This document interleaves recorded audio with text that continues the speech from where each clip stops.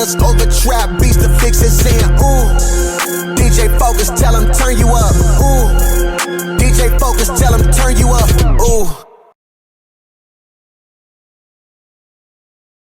Welcome back, DJ Focus, Dice Gamble. You tap back into the Fixx. Listen, it's time for our spiritual detox. Now, we're in for a treat today. We get a chance to, talk with some of the movers and shakers in the industry. I feel like Sis been doing it for a long time. She's a mover and shaker. She's a CEO. She sang a little bit too as well. Okay. Little birdie told me she sang, Dice. She got some selections for you too as well if you need to sing. But of course, she also is an author too as well, and just super talented in a lot of different areas. And like I say, been around for a while. And listen, a sister of ours, the one and only Michelle Williams is joining us. What's going on, sis? Hey there, how are you? Hey, welcome to the show. Thank you for coming on here now. I appreciate that. Let me say this. There's a Michelle Williams out there of Destiny's Child. That's Michelle Williams of Destiny's Child. I'm Michelle Williams, a child that is destined. And I love that. I had to put Elizabeth in the middle because we were always running into each other at different events. So I had to throw Elizabeth in there. So it's Michelle Elizabeth Williams. I love that. Elizabeth Thank is you. both of my grandparents' name, and I love, and my cousin too. But yeah, I love that. Thank you. Yeah, that's good. That's good. So come on and talk a little bit. We got a lot to talk about with you, but share a little bit of your journey.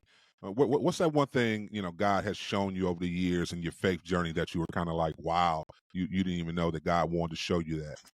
Basically, God just showed me that he could pull me out of the depth of things that I thought I really couldn't get out of. I grew up basically in a lot of abuse. And because of that abuse, I suffered a lot of rejection. And because of that rejection, when I went out into the world, I looked for all types of love from different people. And I didn't really truly understand until I literally met God. And when I met God, he showed me that, like they always say, rejection is his protection. And I felt like God was hiding me and he was covering me and keeping me basically for such a time as this, so I can go out and speak to people that have felt rejected, knowing that you totally are not rejected. It's literally God keeping you from a lot of things that you don't even need to be involved in. So what I would say is, I feel really, really, really good that God took out time to come and see about me and teach me more about myself. And don't get so caught up in the rejection, because if you're caught up in the rejection, you'll always live your life as woe is me. But God didn't allow me to go through that. He pulled me out of that. And now I look at myself as like, wow, it's me, Listen, you said a lot of things right there. You were talking about abuse, and you were talking about rejection and all those things that come along with it. But how actually were you introduced to God, if I can ask you that? So if you don't mind, can I talk a little bit about my book so I can bring you up to speed? Is that okay? Yeah, you're Okay. fine. However you want. So at 4 and 5 years old, I started being sexually molested. I'm 14 years old was my last punch in the face by my alcoholic father. 15, I watched a murder. By the time I was 20, I had a nervous breakdown. And at 21, I was being raped on a living room floor at knife point by someone who secretly lived in my attic for 2 months. I didn't know God. In our home, we listened to Teddy Pendergrass, Stephanie Mills, Freddie Jackson. That was like our go-to, because that's what my parents were into. We weren't into church. But then when they did start sending me to a little church, I was really happy about going. But because I was so abused, I was looking for the first open door that someone would accept me. And the pastor said, I really want you to be my secretary at 13 years old. And he took me downstairs. I went in there and he started talking to me, and then he grabbed me and tried to kiss me. But because I had been through so much of that kind of stuff, I ran out that church door and I didn't go back. So when God found me, he literally had to go deep to get me, because my whole life was dark. And it was to where you couldn't see the forest for the trees, and you didn't even know what tree was which, because it was just that dark. And the only way I knew God or heard of God was my father was standing at the front door, and it was a storm. And as the clouds were passing by and all that, the thunder and lightning going on, he said, "Everybody down on the floor." And he had his hands behind his back, and all the lights were out. And he said, "God is going to come back for his people." And I'm thinking, God, people? He's going to get us? And, the thunder and the lightning. I was afraid. That's how I was introduced to God. But how I Mm. learned about God was I had a really bad left sinus as a child, and I couldn't breathe, and my breathing would cut off. And my mother would never get off the couch to help me or do anything to take me to the hospital when I would stop breathing. And one day she said, "You better get that Bible." I knew nothing about the Bible. I knew nothing about the healing. I knew nothing. And I took the Bible and I went upstairs and I laid there with the Bible on me. I didn't literally even know how to pray. And I put it on me and I just laid it there and I just rocked with it. And all of a sudden, I was able to breathe. And God was healing me through his word, through the red letters of his word that I didn't Mm. even know. He was showing up when I didn't know anything about him. I wanted to really have a good friend. I went outside and picked up a rock and I started talking to the rock every day. "Would you be my friend?" Not that the rock would talk back, not even knowing that what I was doing is talking to the rock, but the rock was Jesus Christ that I was leaning on. Didn't know these Mm. things, but later on, when God literally introduced himself to me, I think he went down past the casket because normally you're 6 feet under. God went Mm. underneath the casket and pulled me out. And when he did that, and he showed up and showed himself real to me, nobody to this day can tell me that God is not real. And he literally taught me everything that I know about him and his love. Mm. And he taught me to forgive my parents. He taught me to forgive myself. And he taught me to move on. And he literally, when they say that song, "He touched me," I promise Yeah. you, he literally did touch me. And now I'm made whole. Mm-mm-mm. That's a lot, and thank you for sharing. And Yes. I do want to ask, was it tough for you to go and seek any, the counseling or any type of therapy, going through everything you went through? Like, walk us through if you even did that, and what was that process like? Because I can only imagine, the stuff that you just said. If that stuff happened to me, I don't know where I would be. So just bring us up to speed if you have had some counseling to deal with the past childhood traumas and what that looks like. Yeah. So, like in our culture, what goes on in this house stays in this house. So we were Mm. getting the crap beat out of us. And, I would try to tell the school nurse, and she came home with me one day. And, we were telling my mother what I had told. And when they put my father out for the 2 weeks, he came back and he beat the brakes off of me. So I wasn't able to speak. Um, and because of that, I kept everything inside. So by the time I was 20, I did have that nervous breakdown. And one day I was on the altar and I was just crying in my 20s. And there was a sister on there and she said, "I didn't know you were going through all these things." And at that moment, I learned that I needed to speak, I needed to talk. So my first form of therapy was write things down. I just started writing stuff down. It was like I was emptying my soul out on paper. And then after I got enough courage up to speak, I started speaking to a psychologist that was she wasn't a psychiatrist, but she was a master. She had a master's in psychology. So I would speak to her and she would help me understand and break things down. And yes, that was my therapy. And then I got into church with someone that would literally help me through the things that I was going through. So it was writing. Yes, it was basically a therapist, and it was church. It was a sense of community that I needed because when you're abused, it's almost like you are secluded in this little round bubble and you're not allowed to tell what's going on in the bubble. But one day that bubble was popped. And when it popped, this is what I realized. You don't have to tell who did what they did to you. You just have to tell the truth that happened to you. You get what I'm saying? A lot of people are Mhm. afraid to tell because they feel like if I tell, it's going to hurt my mom, it's going to hurt my dad. And I didn't want to write anything about them, but I did write what happened to me. And the freedom was you don't have to put people's names down. You just have to write your truth. Mhm. It's I a know. lot. It's a lot, and I got so many more questions I want to ask you. Listen, DJ Focus, Dice Gamble. We have Michelle Elizabeth Williams on with us. We got to go to a break. We coming back with more. Don't touch that dial. Keep it locked. You tuned into the Fixx. And the fix is in. Holy Culture Radio. We're not just background noise. We play the music that inspires you because every song has a story. Christian hip hop and R&B music and talk on Siriusxm channel 154, 24 hours a day. Holy Culture Radio is changing the game. Discussions about faith, arts, vocation, and education. We talk about the real issues that affect our communities and work together to find solutions. Join the discussion at holyculture.net and be heard. One. Welcome back. DJ Focus, Dice Gamble. We still got listen, the super talented mogul on Michelle Elizabeth Williams, don't we, Dice? Yeah, we do. And she has been sharing her heart and her story, and it is definitely a touching, impactful one. And I will say, sadly enough, 1 out of 3 women experience some type of abuse or mishandling that you have been discussing with us. Definitely coming from homes that had different forms of abuse in it.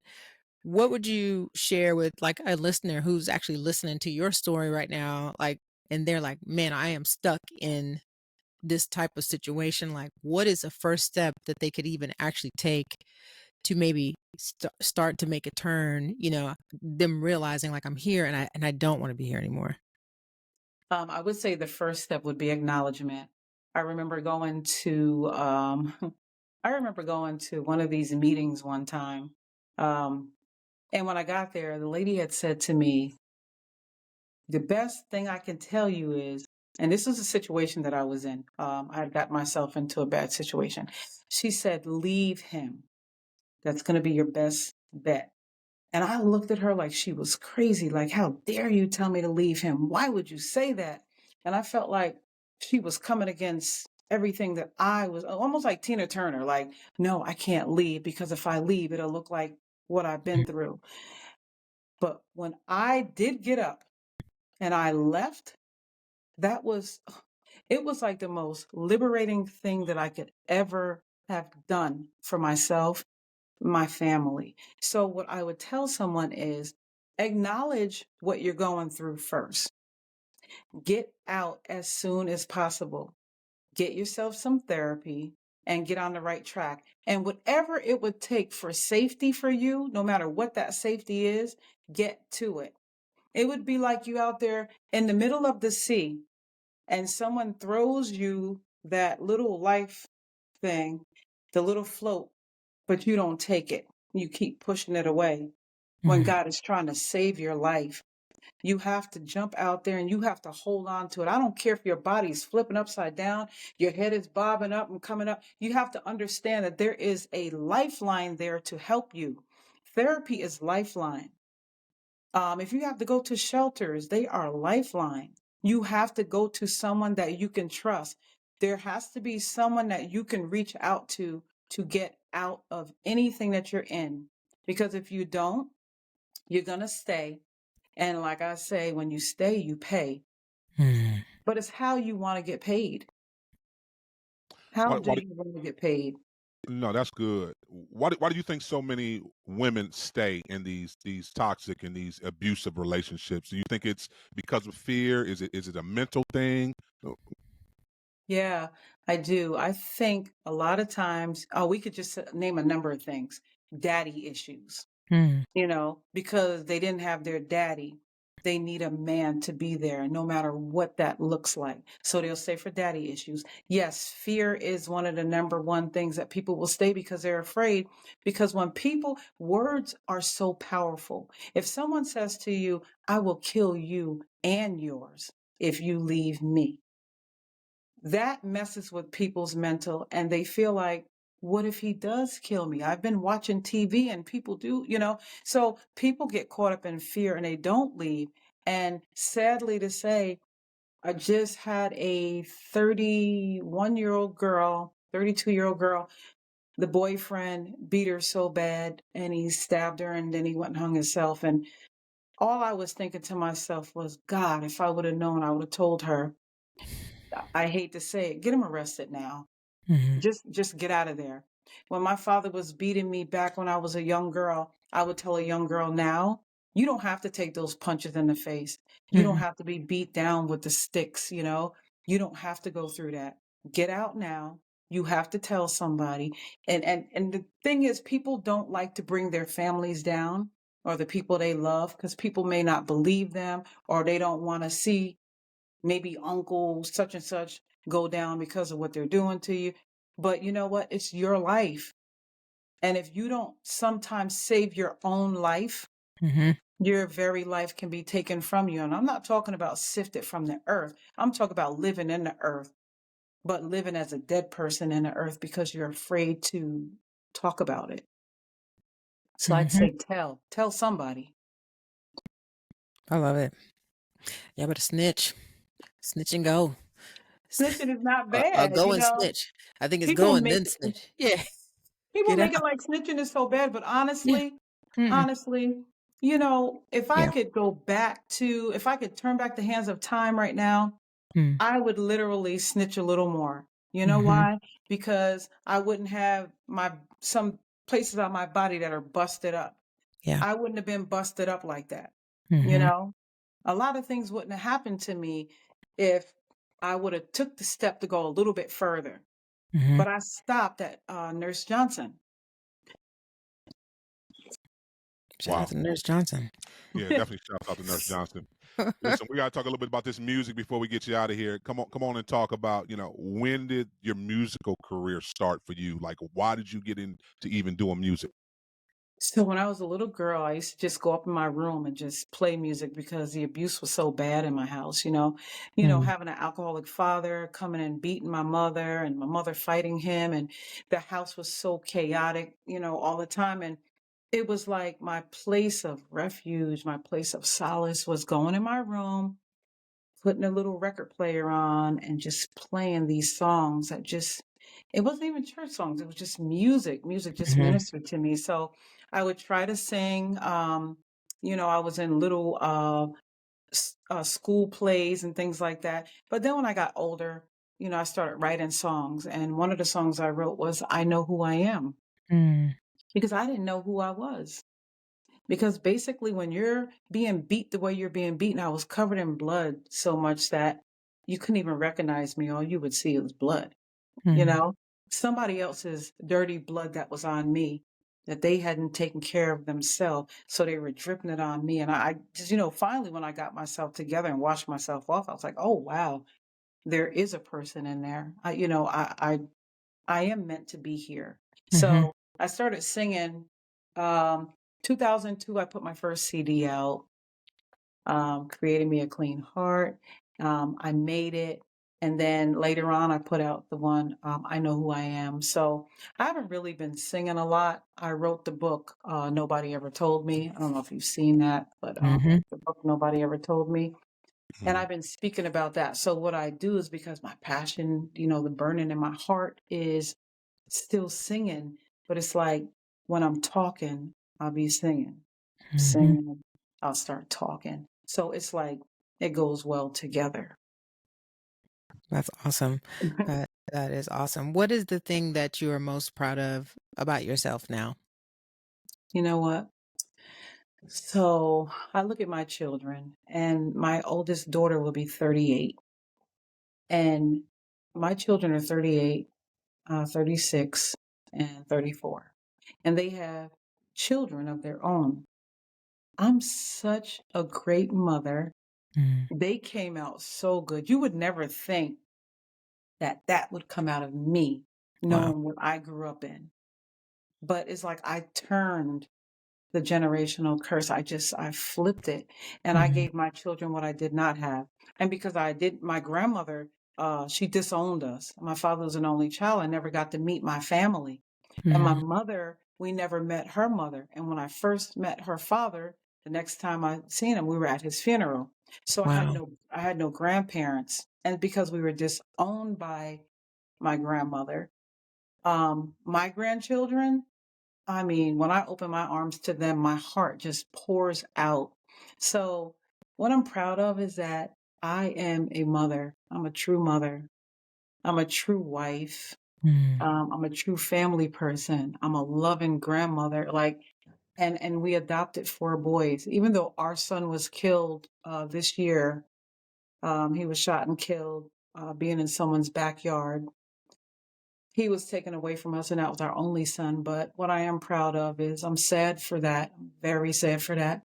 But I'm very proud that we have 4 boys Mm. that we've been taking care of over the past 6 years, and we adopted them, and we're raising great men for society.